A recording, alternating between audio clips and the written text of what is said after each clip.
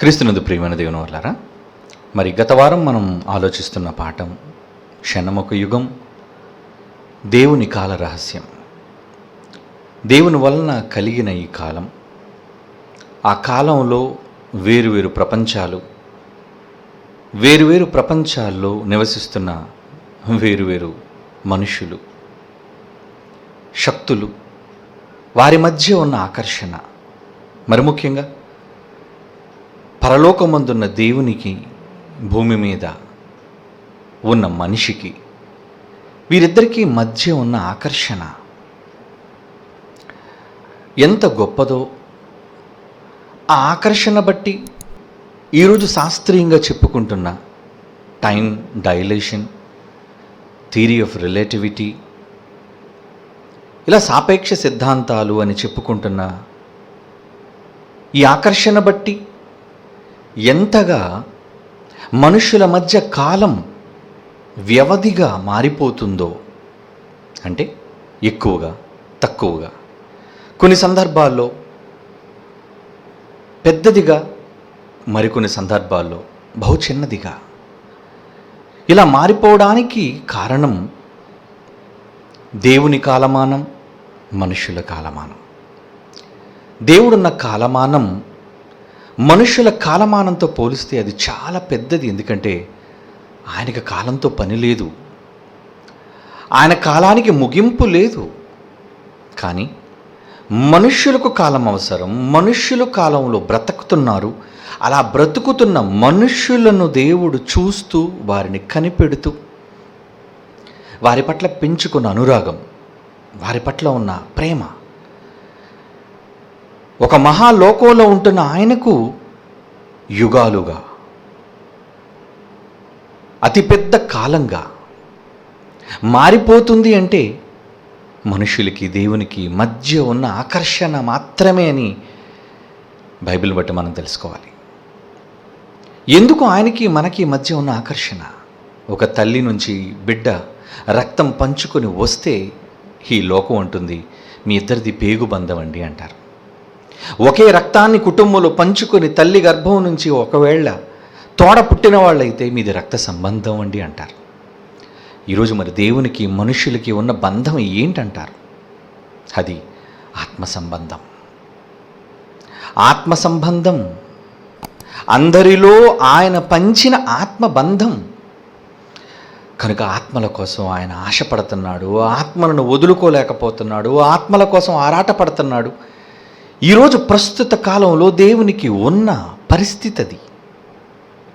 దేవుడు ఎందుకు చింతించాలి చెప్పండి మనుషుల కోసం? ఆయనకి మనకి ఏ బంధం లేకపోతే ఏమండి ఆయన ఎందుకు బాధపడుతున్నాడు? జంతువుల కోసం ఆయన బాధపడటం లేదే, ఏమండి చెట్ల కోసం ఆయన బాధపడటం లేదే, నేల కోసం ఆయన బాధపడటం లేదే.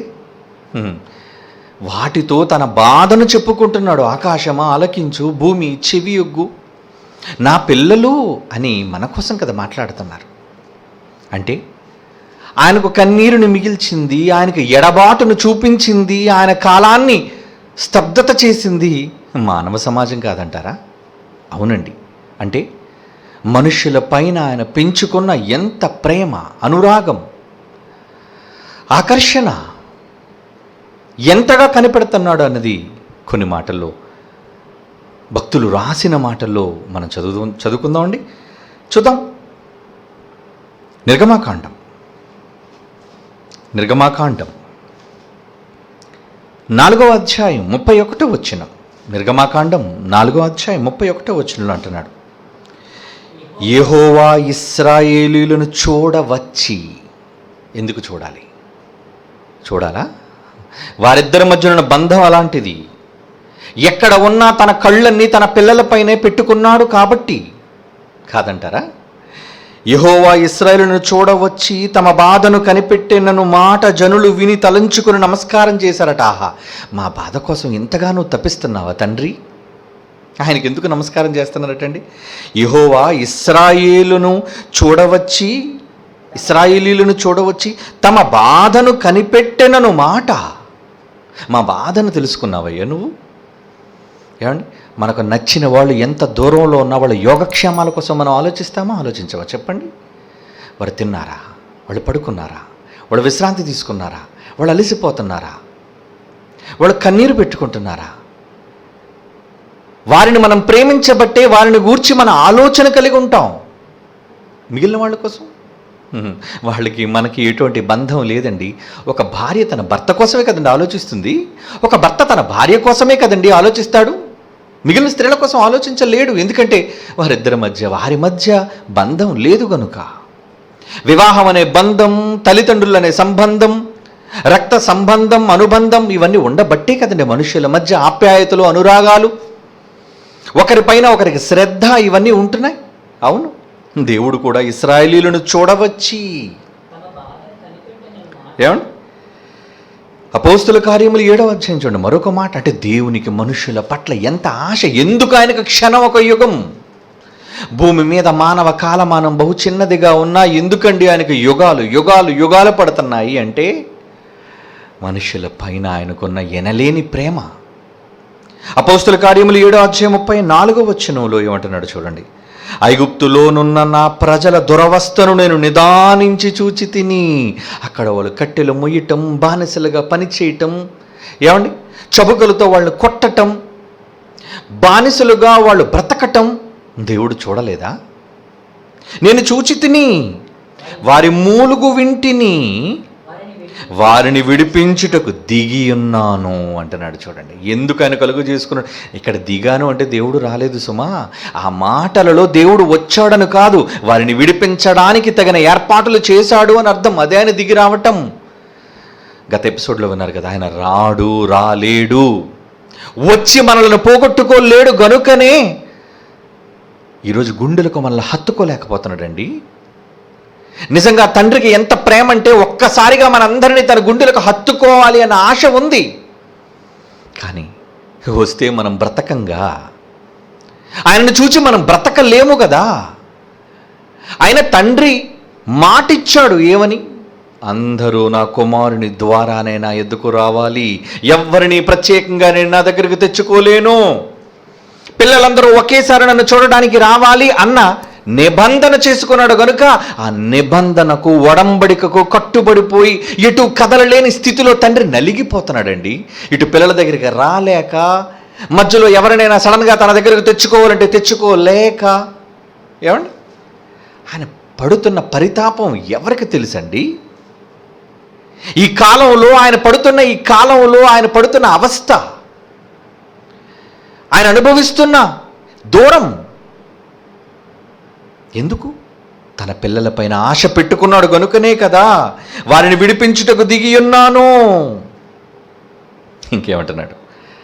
యెషయా గ్రంథం 63వ అధ్యాయం ఆయన మంచి మాటలు చూడండి. పిల్లల పట్ల, మన పట్ల, మనందరి పట్ల, భూమి మీద ఉన్న సర్వజనుల పట్ల ఆయన అంటున్న మాట. యెషయా గ్రంథం 63వ అధ్యాయం 9వ వచనం. యెషయా గ్రంథం 63వ అధ్యాయం 9వ వచనం. వారి యావత్ బాధలో ఆయన బాధ నొందెను. ఆయనకు బాధటండి. మనం బాధపడితే ఆయన బాధపడుతున్నాడు. బిడ్డకు దెబ్బ తగిలితే తల్లి కన్నీరు పెట్టుకుంటుంది, తండ్రి మనసు వెలవెలలాడిపోతుంది. వారి యావత్ బాధలో ఆయన బాధ నొందెను. ఆయన సన్నిధిని దూత వారిని రక్షించను. ఆయన రాలేదు, దూతకు ఆజ్ఞాపించాడు, వెళ్ళు నా పిల్లలను కాపాడు, నా పిల్లలను విడిపించు. ఆయన సన్నిధి ఉన్న దూత, అది దేవదూత కావచ్చు మనల్ని కాపాడడానికి, మనందరి రక్షణ కోసం వచ్చిన పరిశుద్ధ దూత అయిన యేసుక్రీస్తు వారు కావచ్చు. ఆయన దూత కాడా? ఆయన కూడా మన దగ్గరకు పంపబడిన దూత అండి. ఆయన సన్నిధి దూత వారిని రక్షించెను. ఆయన సన్నిధిని ఉన్నది ఎవరు? ప్రతి క్షణం తండ్రి వెన్నంటే ఉన్న జ్యేష్ఠ కుమారుడిని యేసుక్రీస్తు వారు తండ్రి పడుతున్న ఆరాటాన్ని చూచి, నేను వెళతాను నాన్న, నీ దగ్గరకు నీ పిల్లలందరినీ తీసుకుని వస్తాను అని వచ్చి బలయ్యాడే, ఆయన సన్నిధి దూత వారిని రక్షించను. ప్రేమ చేతను, తాలిమి చేతను వారిని విమోచించను. పూర్వదినములన్నింటిను ఆయన వారిని ఎత్తుకొనుచు మోసుకొనుచు వచ్చును. ఎత్తుకున్నాడట, మోసుకొచ్చాడట. అంత ఎత్తుకునేటంతటి ప్రేమ, ముదిమి వచ్చే వరకు ఎత్తుకున్నంత ప్రేమటండి ఆయనది. ముసలాళ్ళని కూడా ఎత్తుకుంటాడా? ఆయన ప్రేమ అలాంటిది. అంతగా మనుష్యుల పట్ల ఆయన ఇష్టపడుతున్నాడు. 46 యెషయా గ్రంథం 46వ అధ్యాయం 3-4 వచనాలు చూడండి. రెండో మాట, తల్లి ఒడిలో, యెషయా గ్రంథము 46వ అధ్యాయము 3-4 వచనాలండి. తల్లి ఒడిలో కూర్చుండనిది మొదలుకొని నేను చంక పెట్టుకున్న వారులారా, నా చంకనే పెట్టుకున్నారు, నా చంకన పెట్టుకున్నాను. అప్పుడు చూడండి, తల్లి చంకన పెట్టుకుంటుంది బిడ్డని. ఒక పక్క చంకన పెట్టుకొని, ఒక పక్క వంట చేస్తుంటుంది, ఒక పక్క చంకన పెట్టుకొని, ఒక పక్క ఇంటిలో పనులు ఆమె పని చేస్తూ ఉంటుంది. విడిచిపెడితే వీడేమైపోతాడు అని, వదిలేస్తే వీడికి ఏ అపాయం కలుగుతుందేమో అని చంకన పెట్టుకుంటుంది తల్లి. అలా దేవుడు చంకన పెట్టుకుంటున్నాటండి. తల్లి ఒడిలో కూర్చుంటున్నది మొదలుకొని, నువ్వు తల్లి ఒడిలోనికి వచ్చాననుకుంటున్నావు, తల్లి రొమ్మున పాలు తాగాననుకుంటున్నావు, తల్లి చేత భద్రతలో ఉన్నాననుకుంటున్నావు, కానీ అప్పుడు నిన్ను చంకన పెట్టుకున్నాడు. తెలుసా ఆయన నిన్ను? నువ్వు మీ అమ్మ ఒడిలో ఉన్నావు అనుకున్నావేమో, అమ్మ ఒడి కాదయ్యా, నీ తండ్రి చంకన పెట్టుకుంటున్నాడు నిన్ను. నువ్వు ఒడిలో ఉన్నా, అమ్మ ఒడిలో ఉన్నా అని నిన్ను చంకన పెట్టుకుంటున్నాడు. తల్లి ఒడిలో కూర్చుంటున్నది మొదలుకొని నేను చంక పెట్టుకున్న వారులారా నా మాట ఆలకించుడి. ముదిమి వచ్చి వరకు నీ ఎత్తుకుని వాడును నేనే చేసి ఉన్నాను, చంక పెట్టుకుని వాడును నేనే నిన్ను ఎత్తుకొనుచు రక్షించువాడును నేనే. మన తండ్రి మాటలండి ఇవన్నీ. ఎంతమంది ఈరోజు కోట్ల మంది భూమి మీద ఉన్న మనుష్యులకు తెలుసు నీ కోసం ఎంతగా తప్పించిపోతున్నాడని, నీకు జరిగే ప్రతి క్షణం యుగంలా గడుపుతున్నాడన్న విషయం తండ్రి ఆయన ఒంటరితనంలో చుట్టూ ఎవరు లేరే, రారే, సమీపింపరాని తేజస్సులో ఆయన మాత్రమే వసించుచు ఉన్నాడే, ఎవరు ఆయన చేరుకోలేరే, భీకరుడే. అలాంటి సమయంలో తన పిల్లల కోసం ధ్యాస పెట్టుకున్న తండ్రి తన పిల్లల కోసం అంటున్న మాటలు, నేను చంకన పెట్టుకున్నాను అంటున్నాడండి. అంతగా ప్రేమిస్తున్నాడా మనల్ని? అవునండి ఎంత ప్రేమిస్తున్నాడు. ఈ మాట చూడండి, యోబు గ్రంథం 7వ అధ్యాయం 17, 18, 19 వచనాలు. యోబు గ్రంథం 7వ అధ్యాయం 17, 18, 19 వచనాలు. మనుష్యుడు ఏపాటివాడు, అతన్ని గణపరచనేలా, అతని మీద నీవు మనస్సు నిలుపలేలా. మనుష్యుడంటే ఆఫ్టర్ ఆల్ నీ కంటికి నలుసులు అంటాడు కదా మనిషి. ఆయన చూస్తే విశ్వం పట్టజాలనంత మహారూపం ఆయనదైతే, అసలు విశ్వంలో కంటికి కనిపించని ఒక సూక్ష్మమైన రూపం నీదైతే, నీకోసం అంతగా తప్పించిపోవాలా ఆయన? ఏమండి, ఎవరైనా వచ్చి ఏమండి నాకు చాలా బాధగా ఉందండి, ఏమయ్యా ఎందుకు బాధపడుతున్నావు, నాకు కావలసిన వాళ్ళు నేను కోల్పోయానండి అని కన్నీరు పెట్టుకుంటుంటే, ఎవరినయ్యా కోల్పోయి అంటే, నేను పెంచుకున్న చీమ చచ్చిపోయిందండి అంటే నువ్వేమంటావు? చీమ కోసం నువ్వు కన్నీరు పెడుతున్నావా? అది నీ దృష్టికి చాలా చిన్నది కదయ్యా, నీకేం తెలుసయ్యా దానితో నాకున్న బంధం. ఆ చీమ మీదే నా మనసు పెట్టుకున్నాను, ఆ చీమ మీదే నా ప్రాణం పెట్టుకున్నాను అని అంటే పిచ్చి మాటలు నువ్వు అనుకుంటావేమో. కానీ దేవుడు, నువ్వు చీమ కంట సూక్ష్మ రూపానివయ్యా. దేవుడు దగ్గర అలాంటి నీ రూపాన్ని లక్ష్య పెట్టడానికి, గణపరచడానికి నీ మీద అతని మనస్సు నిలుపుకుంటున్నాడటండి. అతని మీద నీవు మనస్సు నిలుపలేలా అంటే, ఎందుకయ్యా నిలుపుతున్నావు? మాటికి అతని మీదే మనసు. ఏమంటే, ప్రేమించిన వాళ్ళు ఏం చేస్తున్నారంటే మాటికి పలకరిస్తుంటారండి. ఏమండి, ఒకళ్ళ అమ్మంటే ఎక్కువ ఇష్టం అనుకోండి, కొడుకు మాటికి అమ్మకు ఫోన్ చేస్తారు, అమ్మ ఎలా ఉన్నావు, ఏం చేస్తున్నావు? నాన్నంటే ఎక్కువ ఇష్టం అనుకోండి, నాన్న ఎలా ఉన్నారు, మీరు ఎలా ఉన్నారు చెప్పండి. లేదా నాన్న యోగక్షేమాల గురించి కొడుకు అడుగుతుంటాడు. ఒకళ్ళ భార్య అయితే తన భర్త, ఏమండి వెళ్ళారా, తిన్నారా, ఉన్నారా, పడుకున్నారా, ఏం చేస్తున్నారు? అదే ప్రేమికుడైతే, లేచావా, పడుకున్నావా, తిన్నావా, ఏం చేస్తున్నావు, ఎప్పుడు వస్తావు? ప్రతి క్షణం SMS, ప్రతి క్షణం నీ గురించి ఆలోచన, ప్రతి క్షణం నీ గురించి ధ్యానం. దేవుడు చేస్తున్నాడటండి ఈ ధ్యానం. ఎవరి కోసం? మనుష్యుడే పాటివాడు, అతని గణపరచనేలా, అతని మీద నీవు మనస్సు నిలుపులేవా, ప్రతి పగలు నీవు అతని దర్శింపనేలా. నేను రోజు ఉదయం వెళ్ళిపోవాలా? రోజు ఉదయం మనిషి దగ్గరికి పోవాలా నువ్వు? రావటం లేదు ఆయన, కానీ ఆయన ధ్యాస, ఆయన ధ్యానం మనిషి పైనే ఉందంటున్నాడండి. ప్రతి క్షణము నీవు అతని పరిశోధింపనాలి. ఈ మాట చూడండి, ప్రతి క్షణం. ఏమండి, ఏ ప్రేమికుడు ప్రతి క్షణం తాను ప్రేమించిన ప్రేయసుని గురించి ఆలోచించగలరు చెప్పండి? ఎవ్వరూ ఆలోచించలేరు. ఏ భార్య తాను ప్రేమించిన భర్త కోసం ప్రతి క్షణము ఆలోచించగలదు చెప్పండి? ఆలోచించలేదు. ఏ కుమారుడు తన తల్లిదండ్రుల కోసం ప్రతి క్షణము ఆలోచించగలడు చెప్పండి? ఏ తల్లి తన పిల్లల కోసం ప్రతి క్షణం ఆలోచించగలదు చెప్పండి? ఆమె కూడా మర్చిపోతుంది, నిద్రపోతుంది. పిల్లలకి కొన్ని సందర్భాల్లో మర్చిపోతే నా కొడుకు ఏమయ్యాడు? దేవుని పిల్లలారా, కానీ దేవుడు మనలాంటి వాడు కాడండి ఆయన మనలాంటి వాడు కాడండి. ఆయన ఏమంటున్నాడు? మనుష్యుడు ఏ పాటివాడు అతనిని ఘనపరచనేలా, అతని మీద నీవు మనస్సు నిలుపనేలా, ప్రతి పగలు నీవు అతనిని పరిశోధింపనేలా, శోధింపనేలా కాదని పరిశోధింపనేలా, ప్రతి క్షణము నీవు అతన్ని పరిశోధింపనేలా, ఇంకా ఎంతకాలము నీవు నన్ను చూచుట మానకుందు. రెప్పయ్యవా ఏంటయ్యా మాటికి చూస్తున్నావు, ఏముంది నాలో? అప్పుడప్పుడు చూడండి, మనకి ఇష్టమైన వాళ్ళు అలా చూస్తున్నాం అనుకోండి, ఏం చూస్తున్నారు? ఏమో నిన్ను చూడాలని ఉంది, నిన్ను చూడాలనిపిస్తుంది, మనకు కావలసిన వాళ్ళు చూడాలి మనం అనుకుంటామే. దేవుడు అనుకుంటున్నాడట, ఏంటండి ఆయన మనసు? ఎంతకాలము నీవు నన్ను చూచుట మానకుందువు. చూస్తూనే ఉంటావా? రెప్ప కూడా వెయ్యలేనురా, నేను వెయ్యలేనురా. నేను గుటక వేయ వరకు నన్ను విడిచిపెట్టవా? అమ్మ అన్నం పెడుతుంది, ముద్ద నోట్లో పెట్టి ఏం చేస్తుంది? మింగురా, మింగు. ఎందుకంటే ఒకళ్ళ అమ్మ పెట్టిన తర్వాత వీడు ఊసేస్తాడేమో బయటికి. గుట్టక అంటే తాను పెట్టింది నీ కడుపులోనికి చేరుతుందో లేదో అన్నంత ఆసక్తి అండి. క్షణము కూడా నిన్ను విడిచిపెట్టలేనంతగా నిన్ను ప్రేమించాడు అంటే ఆయనకు యుగాలు నీ క్షణం వల్ల జరిగిపోతున్నాయి అన్నది ఎందరూ ఆలోచిస్తున్నారు చెప్పండి? ఆయన ఆకర్షణకు దూరంగా పారిపోతున్న ఈ సమాజంలో ఇప్పుడు మరలా ఏమండి మన తాలూకా థీరీ ఏంటో థీరీ, ఆకర్షణలో దూరముగా ఉన్నప్పుడు కాలం చాలా మెల్లిగా కలుగుతుంది, దగ్గరగా ఉన్నప్పుడు కాలం చాలా వేగంగా పరిగెడుతుంది. అదే కదా థియరీ ఆఫ్ రిలేటివిటీ.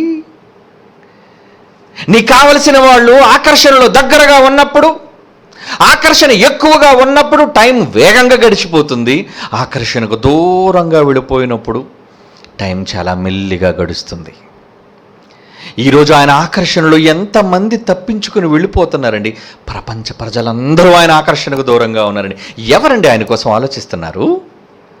ఎవరండి ఇది తండ్రి పని, ఇది దానికోసం నేను చెయ్యాలి అనుకుంటున్నారు?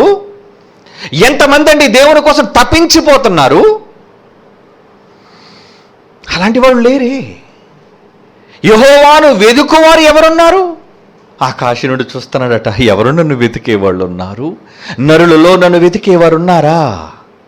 ఆకాశం నుండి యెహోవా ఎదురు చూస్తున్నాడు, నరులన్న వాళ్ళు నన్ను వెతుకుతున్నారా? భూమి మీద ఉన్న నరులు నాలో నన్ను వెతుకుతున్నారా ఎవరైనా? దేవుని పిల్లలారా, ఆయన మనస్సు చూడండి. ఎంతకాలము నీవు నన్ను చూచటం మానకుందువు, నేను గుట్టక వేయి వరకు నన్ను విడిచిపెట్టవా? విడిచిపెట్టను నాన్న, విడిచిపెట్టను అంటే తినటం, నమలటం, గుట్టక వేయటం, ఇవన్నీ ఇక మీకు తెలుసు. 139 కీర్తనలు. నేను పడుకుండుట, లేచుట, ఏమండి, నేను కూర్చుండుట, నేను నడుచుట, నా నడక, నా పడక, నా చర్యలన్నిటినీ బాగా తెలుసుకుంటున్నావంటే ఏం అవసరం చెప్పండి? మనిషి ఏ పార్టీ వాడని ఆయన కోసం తెలుసుకోవాలి. కారణం ఆయన ఉన్న కాలంలో ఒంటరితనంలో ఎవరి గురించి ఆలోచిస్తాడు చెప్పండి? మీరు ఒంటరిగా ఉన్నప్పుడు మీకు కావలసిన వాళ్ళందరూ మీ మదిలోనికి వస్తారు కదా. ఆదాము ఒంటరిగా ఉండకూడదని తోడునిచ్చాడే, కానీ ఆయన ఒంటరిగా మిగిలిపోయాడే తండ్రి. మీరందరూ వచ్చినంత వరకు నేను ఒంటరిగానే ఉంటానయ్యా, నా పిల్లలందరూ నా దగ్గరికి ఒకేసారి రావాలయ్యా అని నిర్ణయం తీసుకొని, సంకల్పం చేసి, ఏర్పాటు చేసుకొని, మాటిచ్చి కట్టుబడి దానికి ఆ ఒంటరితనంలో బ్రతుకుతున్నాడే. ఆ ఒంటరితనంలో ఆయన కాలాన్ని గురించి ఏ రోజైనా మీరు ఆలోచించారా? ఆయన ఆకర్షణకు దూరంగా ఉన్నప్పుడు ఆయన కాలం ఎంత మెల్లిగా గడుస్తుందో. మీ క్షణాలు, మీ క్షణకాలం మానవ జీవిత కాలంలోని క్షణకాలం దేవునికి యుగాల కాలంలా ఉంటున్నాయి అని ఎందరండి ఆలోచిస్తున్నారు? నిన్ను కాపాడు యెహోవా, కునుకుడు, నిద్రపోడు, ఈ మాటలన్నీ మీకు తెలిసినవే కదా. ఎంతగా దేవుడు మీ గురించి ఆలోచన కలిగి ఉన్నాడు కదా. ఏమండి, ఇంతగా ఆలోచిస్తున్న దేవుని ఆకర్షణలోనికి వెళ్ళడానికి ఎంతమంది సిద్ధపడుతున్నారు? ఎంతమందిని ఆకర్షణలోనికి తీసుకుని వెళ్ళడానికి ప్రయత్నం చేస్తున్నారు చెప్పండి? ఇది భూమి మీద ఉన్న కాలం, ఇది భూమి మీద ఉన్న మనుషుల కాలం, పరలోకంలో ఉన్న దేవుని కాలమానానికి ఉన్న వ్యత్యాసం. ఇక ఏమంటున్నాడండి? ఏమంటున్నాడు? నా దగ్గరికి రండి, ఎందుకు పిలిచాడు? ఎందుకు ఇచ్చాడు పిలుపు? యేసుప్రభుని ఎందుకు పంపాడు? ఏమని అంటున్నాడో చూడండి ఒక్కసారి. మత్తయి రాసిన సువార్త 11వ అధ్యాయం 28వ వచనం. మత్తయి రాసిన సువార్త 11వ అధ్యాయం 28 అండి. ప్రయాసపడి భారము మోసుకొనుచున్న సమస్త జనులారా, సమస్త జనులారా, సమస్త జనులారా, అందరినీ పిలుస్తున్నాడండి ఆయన. అవునండి, అందరినీ. సమస్త జనులారా, సమస్త జనులారా ఏమంటున్నాడు? నా ఎదుకు రండి, నా దగ్గరికి రండారా, నా దగ్గరికి రండి. అంటే దూరంగా ఉన్నారని కదండి. నా దగ్గరికి రావటం లేదంటే ఏంటి అర్థం? మీరు నా దగ్గర లేరు, నా దగ్గరికి రండి, మన విశ్రాంతి తీసుకుందాం, మన విశ్రాంతిగా ఉందాం. యెషయా గ్రంథం 54వ అధ్యాయం. ఇది యేసు ద్వారా కొత్త నిబంధనలో మనతో చెప్పిన మాట అయితే, పాత నిబంధనలో ఏమంటున్నాడు చూడండి. యెషయా గ్రంథం 54వ అధ్యాయం 6-7 వచనాలు ఏమంటున్నాడు అక్కడ? నీ దేవుడు ఈ మాట సెలవిచ్చుచున్నాడు, విడువబడి దుఃఖాక్రాంతురాల భార్యను పురుషుడు రప్పించినట్లు, తృణీకరింపబడిన యవనపు భార్యను పురుషుడు రప్పించినట్లు యెహోవా నిన్ను పిలుచుచున్నాడు. నిమిషమాత్రము నిన్ను విసర్జించి తిని గొప్ప వాత్సల్యముతో నిన్ను సమకూర్చెదను. నిమిషమాత్రము నీకు విముఖుడనైతిని, నిత్యమైన కృపతో నీకు వాత్సల్యము చూపుదును. ఒక క్షణమే కదా నిన్ను విడిచాను, ఒక క్షణమే కదా. అంటే భూమి మీద నీకు పంపిన కాలం ఒక క్షణకాలం, ఒక క్షణమే కదా నేను విడిచిపెట్టాను. నిమిషమాత్రమే, నిమిషం. కాలం ఎందుకండి వాడుతున్నాడు ఆయన? కాలాన్ని ఎందుకండి ఆయన సూచిస్తున్నాడు? అంటే ఈ కాలంలో ఎంతగా నీ పట్ల నేను ప్రేమను పెంచుకున్నాను అన్నది మనిషికి అర్థం కావాలి. అవునా? అవునండి, అందుకే పిలుస్తున్నాడు. యెహోవా నిన్ను పిలుచుచున్నాడు, యెహోవా నిన్ను పిలుచుచున్నాడు అంటున్నాడు చూడండి. నిమిషం మాత్రమేనయ్యా నిన్ను విడిచిపెట్టాను, నువ్వు రావాలి. నిన్ను విడిచిపెట్టింది నిమిషం నేను అనుకుని నిన్ను విడిచిపెట్టాను, కానీ నువ్వు రాకపోవడం చూస్తే ఇది నాకు ఎంతకాలం ఏమండి ఎంతకాలంగా ఉందో తెలుసా అండి? చూడండి, ఒక మంచి మాట ఇప్పుడు మనం చూడాలి. అంటే దేవుడు రాయిస్తున్న మాట. యోబు గ్రంథం 24వ అధ్యాయం 1వ వచనం చూడండి ప్రియులారా. యోబు గ్రంథం 24వ అధ్యాయం ఏమండి? యోబు గ్రంథం 1వ అధ్యాయం 24 ఏమంటున్నాడు? 24వ అధ్యాయం 1వ వచనం రెండవ మాట ఆయనను ఎరిగి ఉన్నవారు ఆయన దినములను ఎందుకు చూడలేకపోతున్నారు? మీకు ఆయన దినాలతో పని లేదా? ఎంతసేపు మీ దినాలే, ఎంతసేపు మీ యొక్క రోజులే, మీ సంవత్సరాలే, మీ కాలమే, మీ ఆయుష్కాలమేనా మీకు? మీ స్వార్థం. ఇవ్వబడిన కాలంలో ఏం చేయాలి, ఈ కాలాన్ని నేను ఎలా వినియోగించుకోవాలని మీకోసమే ఆలోచిస్తున్నారు, కానీ ఎవరి కోసం మీరు ఆలోచించటం లేదండి. మళ్ళా చదవండి ఆ మాట. ఆయనను ఎరిగి ఉన్నవారు, మీకు ఆయన అర్థమైతే, ఆయన మీరు తెలుసుకుంటే, ఆయన దినములను ఎందుచేత మీరు చూడకున్నారు? ఆయన రోజుల గురించి ఏమైనా మీరు ఆలోచిస్తున్నారా?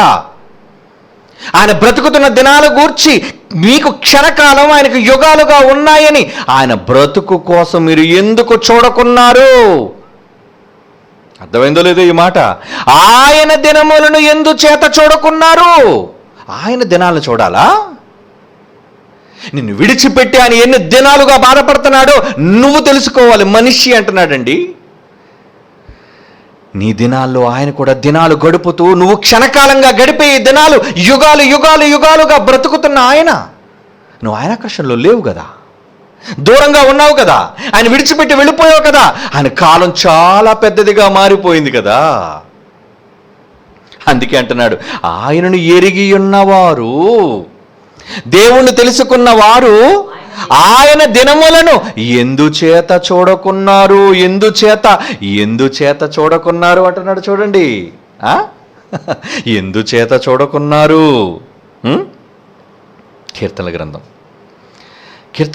4వ కీర్తనలోని 2వ మాట. కీర్తనల గ్రంథము 4వ కీర్తనలోని 2వ మాట చూడండి ప్రియులారా. ఏమంటున్నాడు అక్కడ?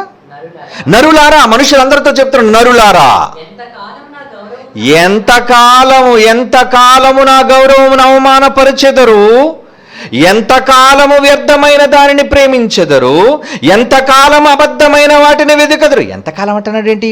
నరులు బ్రతికే కాలం క్షణకాలం కదా. నా దినములు బెత్తెడంతగా చేసి ఉన్నావన్నాడు కదా. నా ఆయుష్కాలమే నీ దినమును లేనట్టే ఉన్న, నీ సన్నిధిని లేనట్టే ఉన్నది అన్నాడు కదా. అవన్నీ మొదటి ఎపిసోడ్లో మనం చదువుకుని, ఇప్పుడు టైం లేదు కదా. నా జీవితకాలమే నీ దృష్టికి ఒక జాము వలె, గడిచిన నిన్నటి వలె ఉంది, ఒక జాము వలె ఉంది. మనిషి 60-70 సంవత్సరాల జీవితకాలమే ఆయనకి క్షణకాలంగా ఉంటున్నప్పుడు మరలా నిన్ను చూసి ఎంతకాలం ఎంతకాలం ఎంతకాలం అని ఎందుకంటున్నాడండి? అంతకాలంగా ఆయనకు ఉంది. అర్థమవుతుందా దేవుని మాట? అర్థమవుతుందా దేవుని మనస్సులో నా వేదన? ఎవరు ఆలోచించటం లేదండి. దేవుని మనస్సులో కాలం ఎంత పెద్దగా మారిపోయిందో, మీ పట్ల ఆయనకున్న ఆలోచనల వల్ల ఎంత దీర్ఘకాలం ఆయనకు పడుతుందో మీరు రావటం. అది మనుషులతో చెబుతున్నాడు. నరులారా, ఎంతకాలం అనే పదం ఎప్పుడో ఉపయోగిస్తాను చెప్పండి. ఇదిగో అమ్మాయి నేను వచ్చేస్తాను 1 గంటలో అన్న తర్వాత గంట రాలేదనుకోండి, భార్య ఫోన్ చేస్తే ఏమండి రావట్లేదు మీరు, 2 గంటలు అయిపోయింది రాలేదేంటండి? వస్తానండి అమ్మాయి పనిలో ఉన్నాను, మరొక 2 గంటలు అయింది అనుకోండి, మళ్ళీ ఫోన్ చేసి ఎంతకాలం అండి పడుతుంది, మీరు రావడానికి ఎంత టైం అండి, ఎంత టైం చెప్పండి, ఇంత టైమా, మీరు వస్తారని ఎప్పటి నుంచి నేను ఎదురు చూస్తున్నాను, ఎంతకాలం అండి నేను ఉండాలి, మీకోసం అన్నం తినకుండా ఉన్నానండి, మీకోసం నేను ఇంట్లో ఎదురు చూస్తున్నానండి, అంతే కదండి. ఇష్టమైన వాళ్ళ కోసం ఎదురు చూస్తాం కదా, అప్పుడే కదా వాళ్ళు రానప్పుడు, వాళ్ళు దూరం అయినప్పుడే కదా ఎంతకాలం అనే ప్రశ్న వస్తుంది. దేవుడు కూడా అదే ప్రశ్న. ఏంటా ప్రశ్న? ఎంతకాలము నరులారా, ఎంతకాలము నా గౌరవమును అవమానపరుస్తారు, ఎంతకాలము వ్యర్థమైన దాన్ని ప్రేమిస్తారు, ఎంతకాలం అబద్ధమైన దానిని వెదికెదరు. ఇంకా సంఖ్యాకాండం 14వ అధ్యాయం 11వ వచనం చూడండి. సంఖ్యాకాండం 14వ అధ్యాయం 11వ వచనం. సంఖ్యాకాండం 14వ అధ్యాయం 11వ వచనం. యెహోవా, ఎన్నాళ్ల వరకు ఈ ప్రజలు నన్ను అలక్ష్యము చేయుదురు? ఎన్నాళ్ల వరకు? ఏంటి ఎంత అయినా వీళ్ళు మారరా? కాలం గురించి ఎందుకండి మాట్లాడుతున్నాడు అక్కడ? ఏమండి, కావలసిన వాళ్ళు దూరం అయితే క్షణకాలం కూడా యుగాలు యుగాలు యుగాలుగా మారిపోద్దే. అది కావలసిన వాళ్ళు చెంతనుంటే ఈ యుగాలు కూడా క్షణాలుగా మారిపోతాయి. అదే కదా తీరి. ఇది దేవుని కాల రహస్యం. దేవుడు ఏ కాలంలో ఉన్నాడో, ఆయన కాలంలో ఎలాంటి అనుభూతి చెందుతున్నాడో మనుషులకు అర్థం కావటం లేదండి. శాస్త్రవేత్తలు చెప్పుకునే పేర్లు పెట్టుకొని టైం డైలేషన్ అని, రిలేటివిటీ అని, రకరకాల సిద్ధాంతాలను చెప్పుకొని వీళ్ళు చదువుకోవడానికి 4 రాళ్ళు సంపాదించుకోవడానికి చెప్పుకుంటున్నారే కానీ ఆ థియరీ వెనక ఉన్న సత్యం, దేవుడు ఎంత వేదన చెందుతున్నాడో, ఆయన కాలం ఎంత పెద్దదిగా మారిపోయిందో, ఎంత కాలమైన ప్రశ్నిస్తున్నాడో మనుష్యులకు అర్థం కాలేదండి. థియరీ మాత్రం చెప్పాడు. ఏమని? గ్రావిటీకి దూరంగా ఉన్నప్పుడు కాలం మెల్లిగా వెళుతుందట, గ్రావిటీ తక్కువగా ఉన్నప్పుడు, దగ్గరగా ఉన్నప్పుడు కాలం చాలా వేగంగా వెళుతుందట. కాలం ప్రేమ అంటే గుర్తొచ్చిందండి. యాకోబు ప్రేమించాడు రాహేల్ని, అమర ప్రేమికుడు కదండి. నిజంగా పాపం ఆమెకు మనసిచ్చాడు, ఆమెనే కోరుకున్నాడు. రాహేలు నా భార్యగా ఉండాలి అని కోరుకున్నాడు. మామ దగ్గరికి వెళ్ళాడు. మామ, లాబానా, నాకు నా మేనకోడల్ని ఇవ్వా, నా అత్త కూతురు నాకు ఇవ్వా అని అడిగినప్పుడు లాబాను ఇస్తానులే అన్నాడు. కానీ కండిషన్ పెట్టాడు. అది మీకు తెలుసు. నువ్వు 7 ఏళ్ళు కొలువు చేయాలయ్యా అల్లుడు, 7 సంవత్సరాలు కొలువు చేస్తే నీకు అమ్మాయిని ఇస్తాను, 2వ అమ్మాయి. ఆమె రూపవతి, సౌందర్యవతి, చిన్నిది, మంచిది. ఏమండి? ఓకే, 7 సంవత్సరాలా? ఏమండి, 7 సంవత్సరాలా? మీరు ఆలోచించండి ఎంత టైం. ఒక అమ్మాయిని వివాహం చేసుకోవడానికి 7 సంవత్సరాలు పెట్టాడండి గడువు. మహానుభావుడు. ఇతను ఎంత ప్రేమికుడో చూడండి. నాకు రాహేలు కావాలి, బికాజ్ ఐ లవ్ హర్. నాకు రాహేల్ అంటే చాలా ఇష్టం. ప్రేమించిన ఆమె కోసం నేను 7 సంవత్సరాలు కొలువు చేస్తానండి, 7 ఏళ్ళు కొలువు చేశానండి. ఎంత ఉత్తమమైన ప్రేమికుడండి. మొత్తానికి పెళ్లి టైం వచ్చేసింది, మామ మోసం చేసేసాడు. అది మీకు తెలుసు. అతను మొదటి రోజు రాత్రి ఆమె దగ్గరికి వెళ్ళినంత వరకు ఇది జబ్బుకళ్ళు లే అనే సంగతి అనేది తెలియదు. మొదటి కూతురు నుంచి వివాహం చేస్తాడు, పెళ్లిలో మోసం చేసేసాడు మామ. ఏంటి మావయ్య, నన్ను ఎంత మోసం చేశావు, 7 సంవత్సరాలు ఊడిగం చేశానే అమ్మాయి కోసం. నో ప్రాబ్లం అల్లుడు, ఇంకొక 7 సంవత్సరాలు చేయి, 2వ ఆవిడ కూడా ఇచ్చేస్తాను అన్నాడు. ఎంత తెలివైన వాడు. ఏమంటే ఆ మాటకి ఎవరైనా ఒప్పుకుంటారా?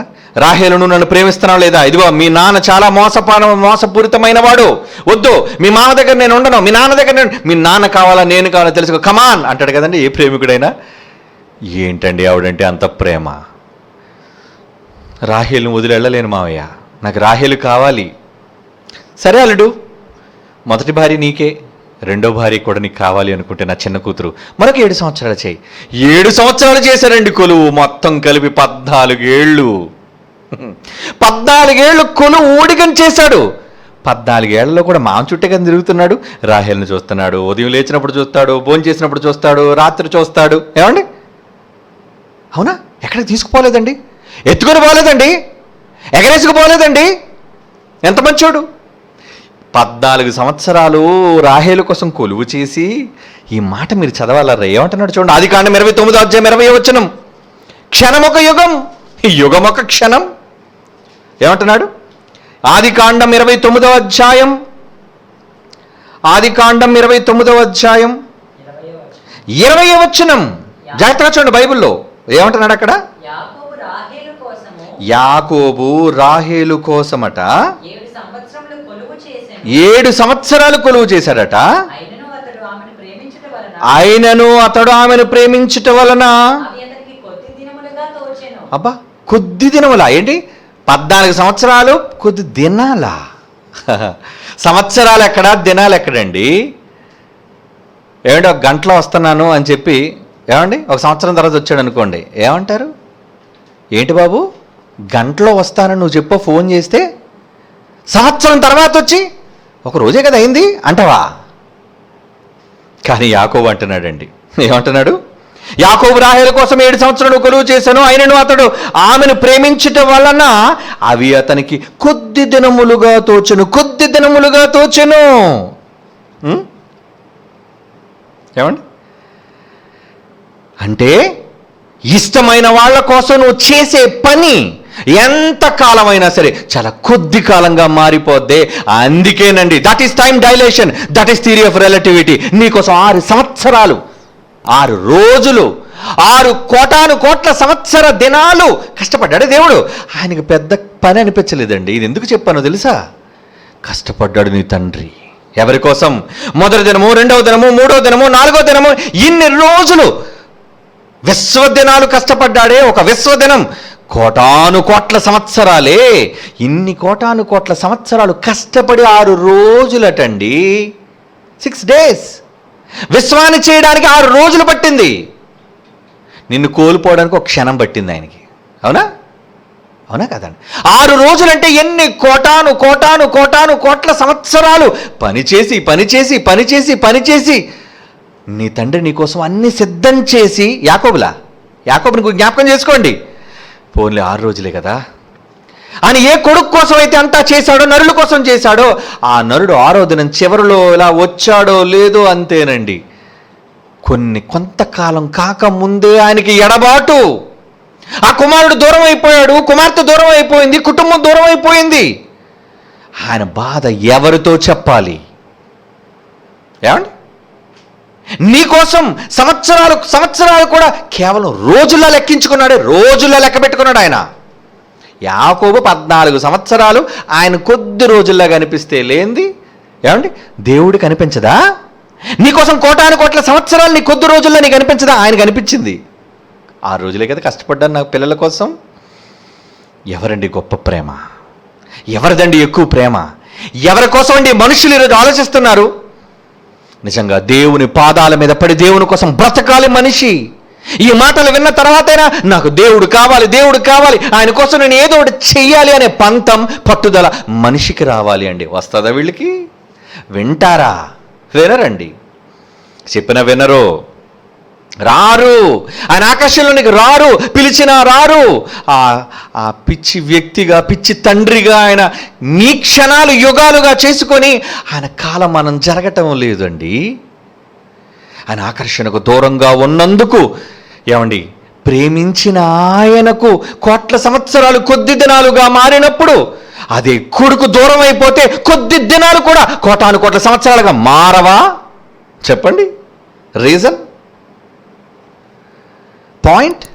అవును, అదేనండి, అదే క్షణం ఒక యుగం. నీ జీవిత కాలంలో నువ్వు చేసిన దేవునికి దూరమైన పనులన్నీ కూడా ఆయన కాలమానంలో, ఆయన రోజులు నువ్వు లెక్క పెడితే ఇన్ని యుగాల తండ్రి ఎంత బాధను అనుభవిస్తున్నావా అని అనుకోవాలి. ఇది భూమి మీద ఉన్న వాళ్ళకి దేవునికి మధ్య సంభాషణ అయితే, సందర్భం అయితే, పరదేశికి వెళ్ళిపోయిన మూడో లోకానికి తీసుకెళ్తాను ఇప్పుడు మిమ్మల్ని. ఏమంటే ఆ లోకంలో టైం ఎలా ఉంది? ఆ లోకంలో టైం ఎలా ఉంది? ఆ లోకంలో చాలామంది నీతిమంతులు భూమి మీద బ్రతుకున్న వాళ్ళు చచ్చిపోయారు కదండి. వీళ్ళందరూ అక్కడికి వెళ్ళిపోయారు. అక్కడ వెయిట్ చేస్తున్నారు. వాళ్ళంతా వెయిట్ చేస్తున్నారు. దేవుడి దగ్గరికి వెళ్ళలేదు ఇంకా వాళ్ళు దేవుని దగ్గరికి వెళ్ళలేనప్పుడు టైం ఏంటి ఇక్కడ అవ్వటం లేదు, తండ్రి దగ్గరికి వెళ్ళటం లేదేంటి? అప్పుడు మనుష్యుల కాలమానంలో వాళ్ళతో ఏమంటున్నాడు చూడండి. చాలాసార్లు మీరు చదువుకున్నారే.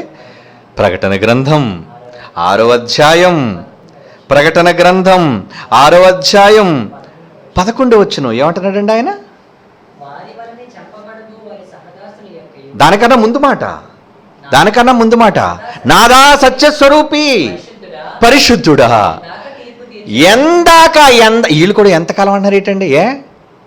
టైం ఎక్కువగా ఉంది వీళ్ళు కూడా. మరి ఏమనుకుంటున్నారు?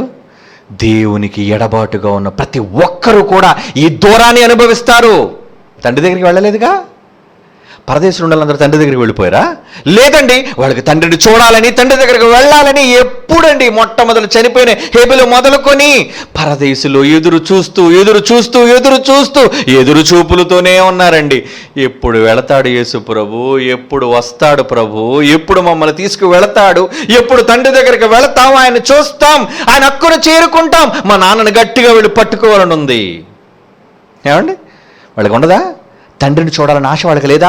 దూరం నుంచి చూచి వందనాలు చేస్తున్నారే ఎవరు? విశ్వాసులకు తండ్రి అబ్రహాము, ఇస్సాకు, యాకోబులు ఆ లోకాన్ని చూస్తున్నారే, దూరం నుంచి చూస్తున్నారే, కానీ వాళ్ళు వెళ్ళలేకపోతున్నారే. తండ్రి కనిపించటం లేదే.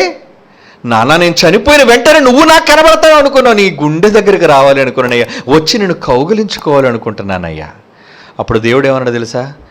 నేను రాలేకపోతున్నాను కదా నాయన అబ్రహాము, నువ్వు వెళ్ళి కౌగులించుకున్న పిల్లల్ని. విశ్వాసులకు తండ్రి కదా. ఏమంటే లాజరు బాధతో చచ్చిపోయిన వెంటనే పరదేశికి వెళ్ళినంటే ఎవరి రొమ్మును అనుకోవడానికి వెళ్ళిపోయాడు ఆయన? తండ్రి లేడు కదా. అబ్రహాము నువ్వే తండ్రి అయ్యా అందాక. అబ్రహాము నువ్వే తండ్రి. మీకు అర్థమవుతుందో లేదో, దేవుని జ్ఞానంలోనికి మిమ్మల్ని మీరు ఇన్వాల్వ్ అయితేనే ఈ సందర్భాలు అర్థమవుతాయి. లేదంటే బుద్ధిహీనులుగా మారిపోతారు అంతే.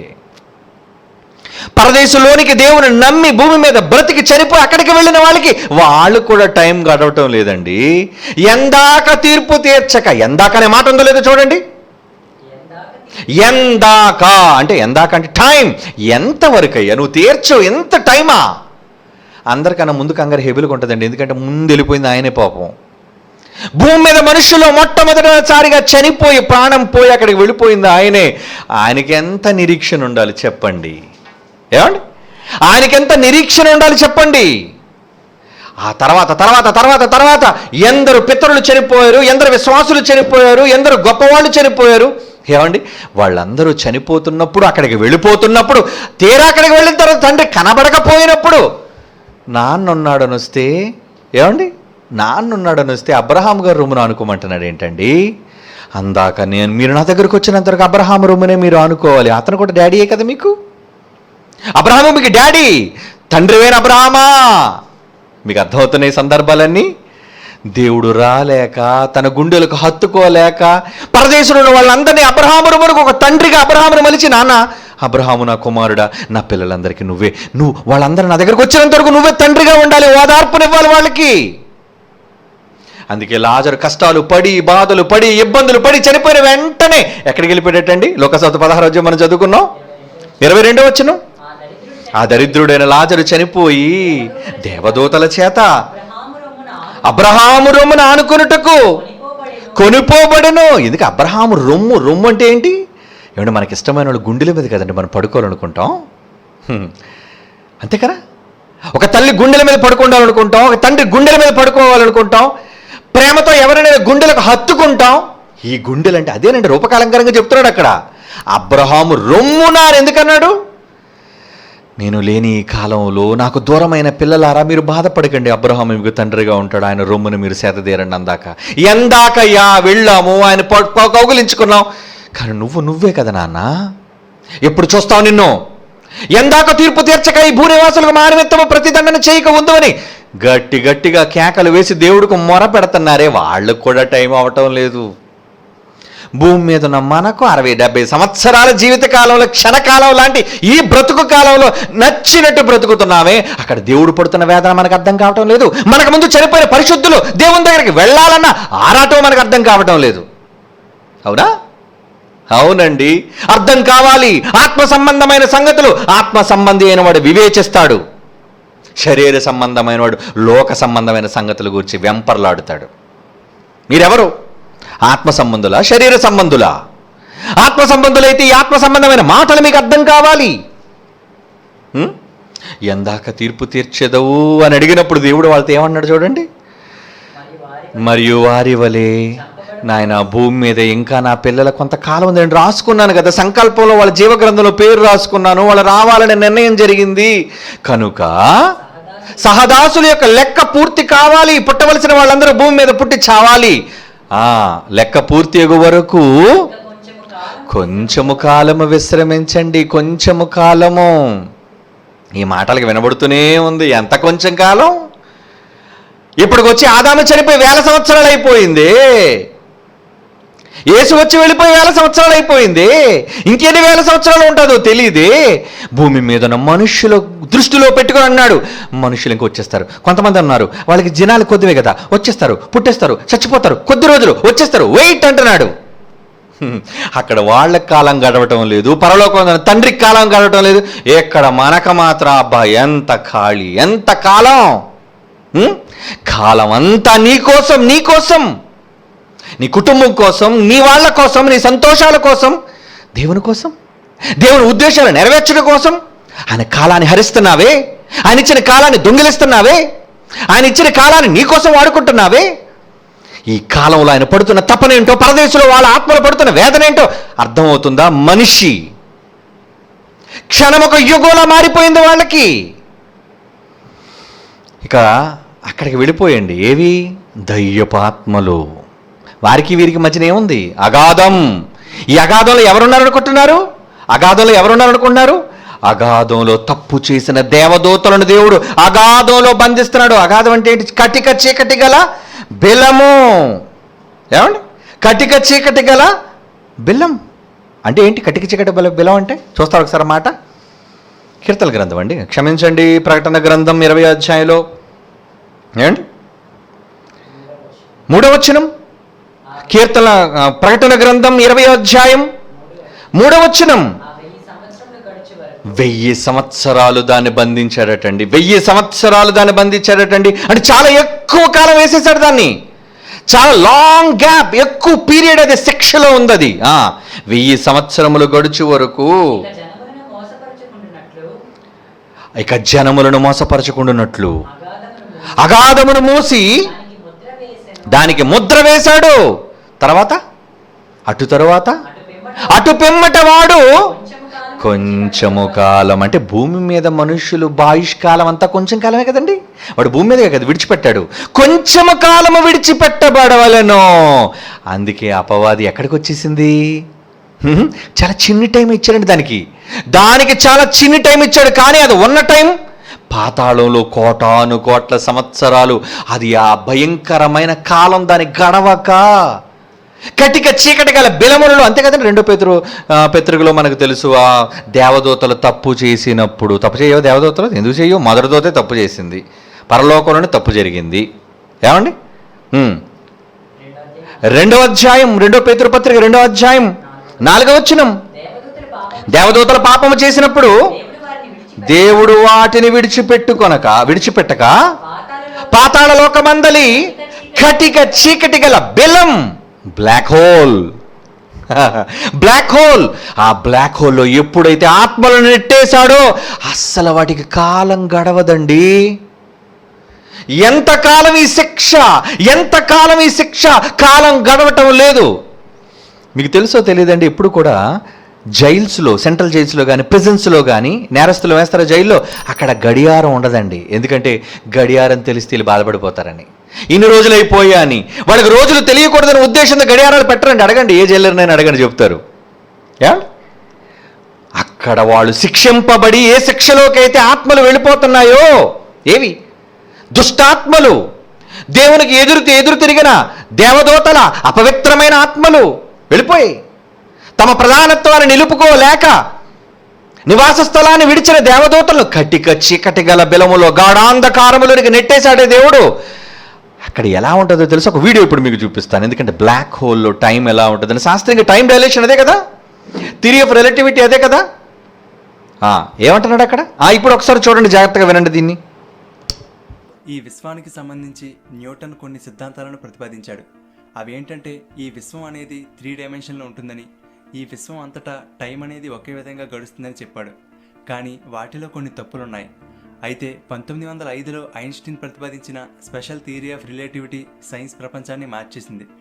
టైం అనేది ఈ విశ్వం అంతటా ఒకేలా ఉండదని, ఈ యూనివర్స్ అంతటా ఒకేలా ఉండేది కేవలం లైట్ స్పీడ్ ఒకటే అని ఐన్స్టీన్ చెప్పారు. లైట్ అనేది సెకండ్కి సుమారుగా 3 లక్షల కిలోమీటర్ల వేగంతో ప్రయాణిస్తుంది. విశ్వంలో లైట్ కన్నా వేగంగా ప్రయాణించేది ఏదీ లేదు, అలాగే ప్రయాణించలేదు కూడా. ఎందుకంటే లైట్కి మాస్ అనేది ఉండదు. ఒకవేళ ఏదైనా లైట్ కన్నా స్పీడ్గా ప్రయాణించాలంటే అది మాస్లెస్, అంటే ఎటువంటి పదార్థం లేనిదై ఉండాలి. ఇదిలా ఉంచితే ఈ లైట్ స్పీడ్ని ఆధారంగా చేసుకుని ఐన్స్టీన్ టైంకి సంబంధించి ఎన్నో ఆశ్చర్యకరమైన విషయాలు బయటపెట్టారు. ఐన్స్టీన్ స్పెషల్ థియరీ ఆఫ్ రిలేటివిటీలో భాగంగా ఆయన స్పేస్ టైం అనే దానిని ప్రతిపాదించారు. అంటే మనం ఈ విశ్వం అంతా ఖాళీగా ఉంది, దానిలో అక్కడక్కడ ఈ గ్రహాలు, నక్షత్రాలు ఉన్నాయనుకుంటాం. కానీ అది నిజం కాదు. ఈ విశ్వం అంతా కూడా స్పేస్ టైం అనబడే ఒక ఫ్యాబ్రిక్తో నిండి ఉంది. సాధారణంగా మనం చూడగలిగేవన్నీ కూడా 3 డైమెన్షన్లో ఉంటాయి. కానీ ఈ చేయలేము అనుకుండా ఏది చెప్పలేం. లైట్ ఇయర్స్ దూరంలో ఉంది. చూడండి జాగ్రత్తగా దీని గురించి మనం భయపడవలసిన అవసరం లేదు. ప్రతి బ్లాక్ హోల్ చుట్టూ ఈవెంట్ హొరైజన్ అనే ఒక ఏరియా ఉంటుంది. అది ఏదైనా సరే ఈ ఈవెంట్ హొరైజన్ బయట ఉన్నంత వరకు పర్వాలేదు, కానీ దానిని దాటి లోపలికి వెళ్ళిందా తిరిగి బయటికి రావడం అసాధ్యం. ఈ ఏరియాలోకి వెళ్ళిన ఏదైనా అత్యంత వేగంతో తిరుగుతూ మధ్యలో ఉన్న బ్లాక్ హోల్లోకి వెళ్ళిపోతుంది. ఈ బ్లాక్ హోల్ మధ్యలో కాలం చాలా నెమ్మదిగా గడుస్తుంది. విశ్వంలో ఎక్కడ బ్లాక్ హోల్లోకి వెళ్ళిపోతుంది. ఈ బ్లాక్ హోల్ మధ్యలో కాలం చాలా నెమ్మదిగా గడుస్తుంది. విశ్వంలో ఎక్కడైనా సరే ఫిజిక్స్ లాస్ ఏమండి వీడియోలో ఏమన్నారు? బ్లాక్ హోల్లో టైం చాలా నెమ్మదిగా గడుస్తుంది. 1000 సంవత్సరాలు దాన్ని బంధించాడు అంటే అసలు వాళ్ళకి టైం గడవటం లేదు. శిక్షాకాలం చాలా పెద్ద కాలం. 1000 సంవత్సరాలైనా సరే యుగాలు యుగాలు యుగాలు యుగాలు యుగాలుగా ఉన్నాయండి దేవదూతలు. ఆ భయంకరమైన శిక్షలు, ఆ కాలం గడవక అవి ఎంత ఆరాట పడుతున్నాయో తెలుసా?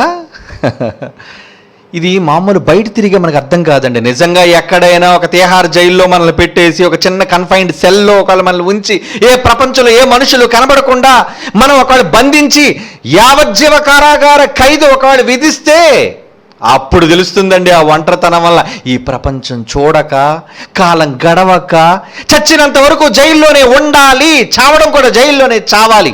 అదేనండి యావజ్జీవ కారాగార శిక్ష అంటారు. అంటే ఇక నీకు విడుదల లేదు. దేవదూతలకు కూడా యావజ్జీవ కారాగార శిక్ష దేవుడు విధించాడు. అంటే కటిక చీకటి గల బిలాల్లో తోసేశాడు. అంటే అక్కడ టైం అసలు గడవటం లేదండి. టైం గడవటం లేదు వాటికి. బ్లాక్ హోల్ అసలు టైం చాలా కొద్ది కాలమైన పెద్ద కాలంగా ఉంటుంది. అలాంటిది ఎక్కువ సంవత్సరాలు, 1000 ఏళ్ళు, దీర్ఘకాలం భరించలేకపోతున్నాయి అవి. అందుకే దేవుడు అపవాదిని విడిచిపెట్టాడో లేదో భూమి మీదకి వచ్చి యేసుప్రభు తగిలేస్తారనేసరికి భయపడిపోతుంది. మహాప్రభు నీకు దండం పెడతానయ్యా, మా అందరం సేన ఆ భయంకరమైన చోటు నుంచి వచ్చేసాం. అక్కడ కాలం గడిచేది కాదు మాకు. ఆ భయంకరమైన కాలంలో నుంచి బయటకు వచ్చాం.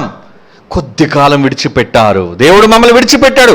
మరలా దయచేసి మమ్మల్ని పాతాళానికి పంపొద్దు. అవి ఏం వేడుకోండి అండి, లోకసోతలు ఏం వేడుకున్నా చూడండి. ఏమండి లోకారాసిన సువార్త 8వ అధ్యాయంలో ఏమండి లోకారాసిన సువార్త 8వ అధ్యాయం 28వ వచనం. 31వ వచనం, 28, 31. లూకా రాసిన సువార్త 8వ అధ్యాయం 28, 31. సర్వోన్నతుడైన దేవుని కుమారుడా, మహతో నీకేంటయ్యా పని? నన్ను బాధపరచుకము, నిన్ను వేడుకొనుచున్నాను. కేకలు వేస్తుంది 31. బాధించొద్దు మమ్మల్ని. ఇంకా 30 అవి పెట్టుకుని విజ్ఞప్తి ఎట్టు చూడండి. 31వ వచనంలో, చాలా దెయ్యములు వానిలో చొచ్చి ఉన్నందున వాడు తన పేరు సేన అని చెప్పి పాతాళములోనికి పోవుటకు దయచేసి ఆజ్ఞాపించొద్దయ్యా. కాలం తక్కువగా గడిచి అక్కడికి వెళ్ళిపోలేము మేము. ఆ కాలంలోనికి మేము వెళ్ళలేము. భయపడిపోతున్నాయి ఆత్మలు. కాలం మెల్లిగా, భయంకరమైన ఆ మెల్లిగా జరిగే కాలంలోనికి మమ్మల్ని పంపొద్దు. దేవుని పిల్లలారా, అంటే ముల్లోకాలలో కాలం ఎలా ఉందో చూసారా? దేవుడి దగ్గర ఉన్న లోకంలో ఆయనకి ఎలా కాలం గడుస్తుంది, భూమి మీద ఉన్న మనుష్యులుగా మనకు కాలం ఎలా గడుస్తుంది, ఇక 3వ లోకం మృతుల లోకంలో నమ్మిన నీతిమంతుల కాలం ఎలా గడుస్తుంది, శిక్ష అనుభవిస్తున్న దేవదూతలు శిక్ష అనుభవిస్తున్న దేవదూతల కాలం ఎలా గడుస్తుంది? శిక్షలో ఉన్నాయి చాలా దేవదూతలు ఇప్పటికే. దీర్ఘకాలం, అనంతమైన కాలం. అందుకే ఎందాక తీర్పు తీర్చకాని మృతులు నీతిమంతులు అంటున్న ఆర్తనాదాలు భూమి మీదకి విడిచిపెట్టబడిన ఆత్మలు అంటున్నాయి, మమ్మల్ని పాతాళానికి పంపొద్దు బాబోయ్ అంటున్నాయి. ఎందుకో తెలుసా? అక్కడ అవి కాలంలో అనుభవించే వేదన, కాలంలో మార్పులు. ప్రపంచాలు మారగానే కాలాలు మారిపోతున్నాయి. అదే కదండి మీరు విన్న సిద్ధాంతం. ప్రపంచంలో యూనివర్స్లో ఎక్కడ అన్ని చోట్ల కాలం ఒకేలా ఉండదు అన్నది కదా థియరీ ఆఫ్ రిలేటివిటీ. బైబిల్ చెబుతుంది ఈ సత్యాలన్నిటినీ. లోకాలు మారగానే కాలాలు మారిపోతున్నాయి. లోకాల మధ్య కాలాల మార్పులు గమనించాం మనం. ఎంత మార్పా! అందుకేనండి దేవుడు ఈ బాధ, ఈ వ్యధ, ఈ మనోవేదనతో ఉన్నాడు ఆయన. మనుష్యుల ఎడబాటు. ఎందుకంటే ఆయన ఉన్నది పరలోకం, మనుష్యులుగా మనం బ్రతుకుతున్నది భూలోకం. ఈ భూలోకంలో మనుష్యులు బ్రతికే కాలమానం దేవుని దృష్టికి చిన్న కాలమానం, బెత్తడంత కాలమానం, లేనట్టే ఉన్న కాలమానం, గడిచిన నిన్నటి వలే ఉన్న కాలమానం. కానీ ఆయనకు ఒక యుగంగా మారిపోతుంది. కారణం ఆయనకు నచ్చిన వాళ్ళు దూరం కావటం వలన. అది తనకు నచ్చిన వాళ్ళు దగ్గరగా ఉంటే అది సంవత్సరాలైన యాకోబులా ఎలా ఉంటుందండి? కొద్ది దినాలే. ఈరోజు మనం ఏ సంతోషాన్ని దేవునికి ఇవ్వగలుగుతున్నాం మీరు ఆలోచించండి. ఈ కాలమానంలో, మానవ కాలమానం, భూకాలమానంలో ఉన్న మనం పరలోకంలో ఉన్న కాలమానంలో ఉన్న తండ్రికి ఎటువంటి కాలాన్ని ఇవ్వగలుగుతున్నాం? క్షణంగా మార్చగలుగుతున్నావా మనం ఆయనకు దగ్గరై? లేదు మనం ఆయనకు దూరమై ఆయన కాలాన్ని యుగాలుగా మార్చగలుగుతున్నావా? ఆలోచించండర్రా. ఇప్పటికే ఎంతో మంది భూమి మీద ఉన్న వాళ్ళతో ముడిపడి మృతుల లోకంలో ఉన్న మృతులు కూడా వాళ్ళ కాలం గడవక, తండ్రిని చూడలేక, ఎంత కాలం అయ్యా మేము వెయిట్ చేయాలి వాళ్ళ కోసం. వాళ్ళ సమయం చాలా ఎక్కువైపోయింది. వాళ్ళ సమయం చాలా పెద్దది.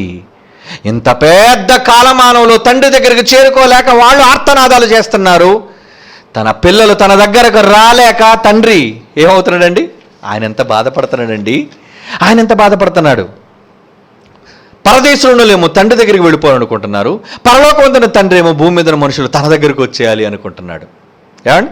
మీరు రండర్రా అని దేవుడు మనల్ని పిలుస్తుంటే మనం వెళ్ళటం లేదు ఆయన దగ్గరికి. మేము వచ్చేస్తాం తండ్రి నీ దగ్గరికి అని పరదేశంలో అంటుంటే మీరు రాకండారా నా దగ్గరికి అంటున్నాడు. ఎలాంటి పరిస్థితి అండి? మీకు అర్థమైందో లేదో? భూమి మీద కొద్ది కాలంలో ఉన్న మనుషులేమో తొందరగా వచ్చేయండి అని దేవుడు అంటుంటే మేము రాము అంటున్నాం. మనం ఎక్కువ కాలాన్ని చూపిస్తున్నాం దేవునికి. పరదేశంలో ఉన్న వాళ్ళేమో ఎక్కువ కాలంలో ఉన్నాయా, మమ్మల్ని దయచేసి తీసుకువెళ్ళిపోయండి, నా పిల్లలు ఇంకా రాలేదయ్యో ఉండండి అని దేవుడు అంటున్నాడు. చూడండి, దేవుడేమో వాళ్ళు వద్దు అంటున్నాడు, మనం కావాలి అంటున్నాడు. కావాలి అనుకుంటున్న మనుషులు భూమి మీద ఎంతమంది దేవుని కాలాన్ని మార్చగలుగుతున్నారు? మీరు దగ్గరై, మీ కుటుంబం దగ్గరై, మీ చుట్టూ ఉన్న సమాజాన్ని దగ్గర చేయడానికి ప్రయత్నం చేయగలుగుతున్నారా? అందుకే కదండి ఈ ప్రసంగాలు, అందుకే కదండి ఈ ట్రాన్స్మిషన్స్ అన్ని దేనికి?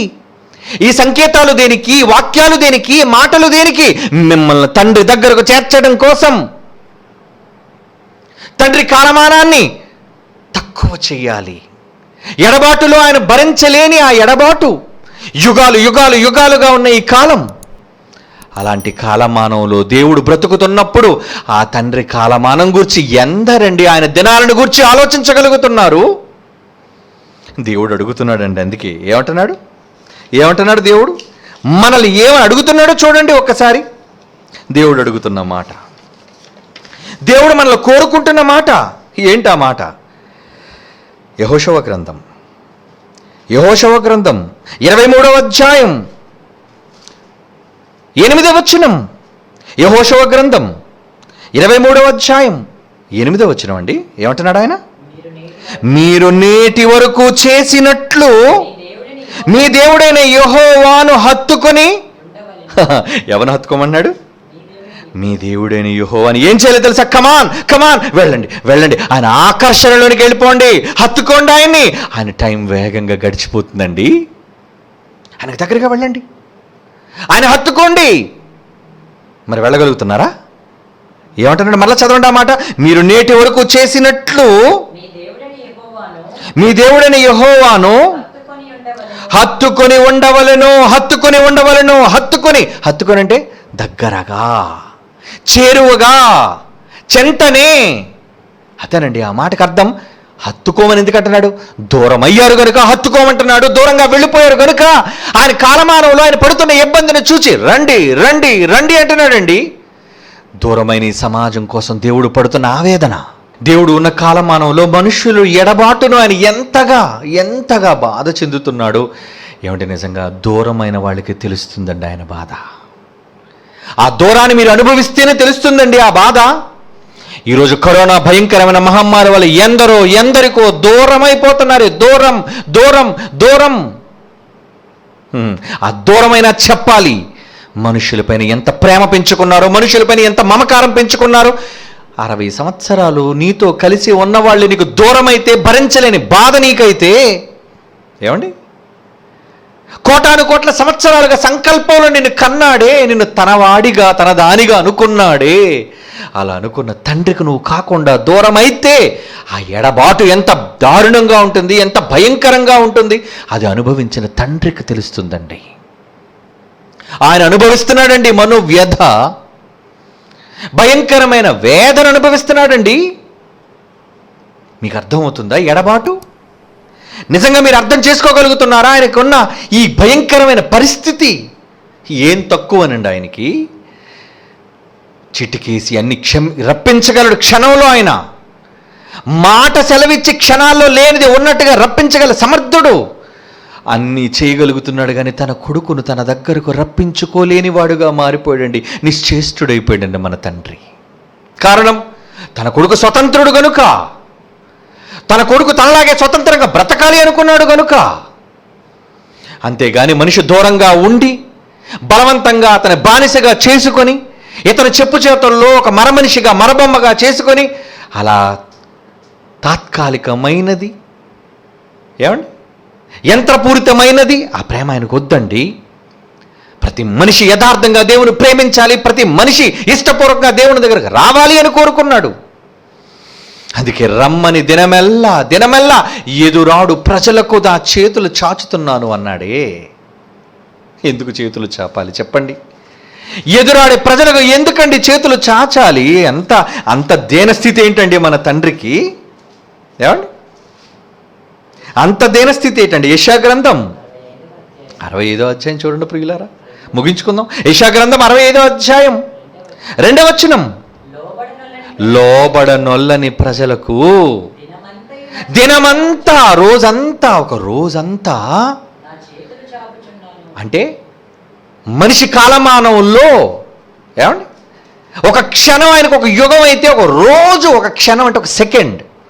ఒక రోజంతా నీ కోసం చేతులు చాపాడంటే ఎన్ని యుగాలు చేతులు చాపాడు నీ కోసం, ఎన్ని తరాలు ఎదురు చూస్తున్నాడు మనిషి కోసం, మార్పు కోసం.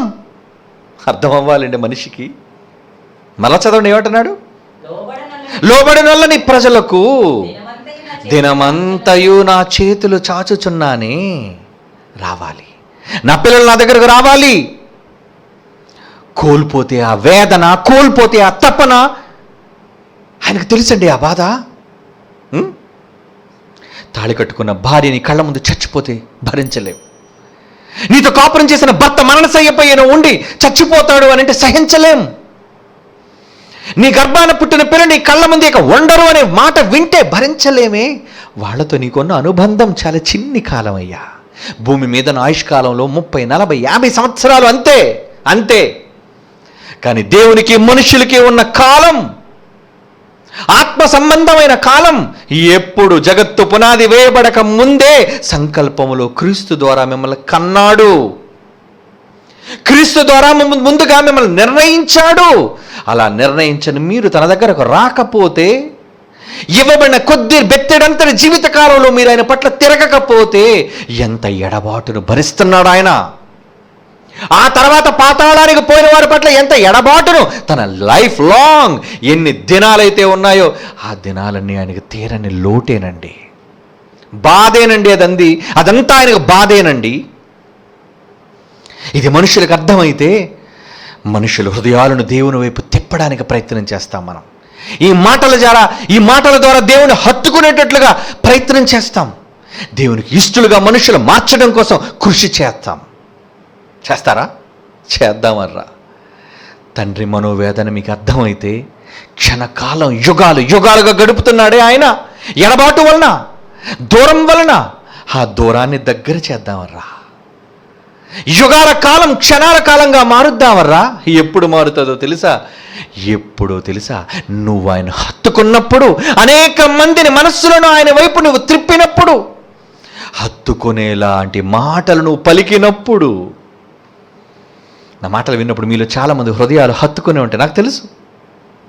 నేను పలికే మాటలు మీలో చాలామంది గుండెలు దేవుని వైపు తిప్పుంటాయి, అది నాకు తెలుసు. అలా ప్రపంచం తిరగాలి దేవుని వైపు. అలా తిరిగినప్పుడు దేవుని యుగాలు కూడా గడిచిన నిన్నటి వలె 1000 దినాలు ఒక రోజులా ఆయన అనుకోగలడు. ఒక్క దినము 1000 సంవత్సరాలుగా కూడా ఆయన దృష్టికి ఉండగలవు. మారిపోతుంది కాలం. ఇలాగా ఉంటుంది, కాలం అలా ఉంటుంది. ఆయన హత్తుకొని ఉంటే యుగాలు కూడా క్షణాలుగా గడిచిపోతున్నాయి. ఆయనకు దూరం అయిపోతే భూమి మీద మనుషుల క్షణకాలం కూడా దేవునికి యుగాలుగా మారిపోతున్నాయి. అందుకే మన జీవితకాలంలో దేవుని కొరకు ఆలోచించి ఆయన కాలమానంలో, దేవుడు మనకిచ్చిన కాలమానంలో సాధ్యమైనంత వరకు ఎక్కువ మందిని దేవుణ్ణి హత్తుకునేటట్లు చేద్దామర్రా. మీరు ఆయన పిల్లలైతే ఆయన కోసం ఆలోచించండి. కళ్ళు మూసుకొని ప్రార్థన చేసుకుందాం. పరిశుద్ధుడైన తండ్రి, దేవా, కాలంలో మీరు పడుతున్న తపన, కాలంలో మీరు పడుతున్న దుఃఖం, వేదన మా దగ్గరకు రాలేక, మమ్మల్ని మీ దగ్గరకు తీర్చుకొని లేక, కోట్ల సంవత్సరాలుగా ఈ ఎడబాటులో మీ ఒంటరితనాన్ని మేము ఆలోచించాము. ఆయన యుగాలు గడిచిపోతున్నాయి. అది మాకు అర్థమైతే భూమి మీద ఉన్న మాకున్న చిన్న జీవితకాలాన్ని మీకోసం వినియోగించి అనేక మందిని మీ వద్దకు త్రెప్పగలుగుటకు, మీ కుమారుడైన క్రీస్తు బాటలో అనేక హృదయాలను నీ వైపు ఆకర్షించగలుగుటకు మా మాటలకు ఆకర్షణ ప్రసాదించండి. క్రీస్తు యేసు వారి అమూల్యమైన నామములో ఈ ప్రార్థన మీకు సమర్పించుచున్నాము తండ్రి. ఆమేన్.